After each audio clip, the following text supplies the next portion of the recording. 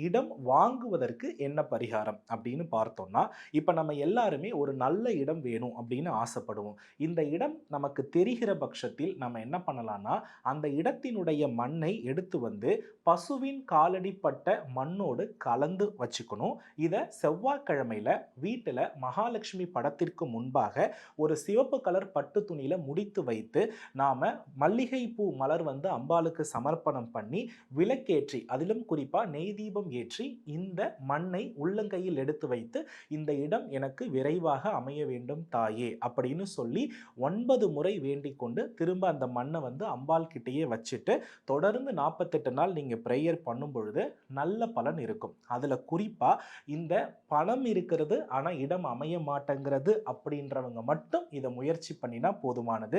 என்கிட்ட பணமே இல்லை, இந்த இடத்த நான் வாங்கலாமான்னு கேட்டா அது கேள்விக்குறிதான். பணத்தை வைத்துக்கொண்டு நல்ல இடம் அமையாதவர்களுக்கு இப்போ நான் சொல்லியிருக்கிற பரிகாரம் ஒரு நிறைவான வெற்றியை கொடுக்கும்.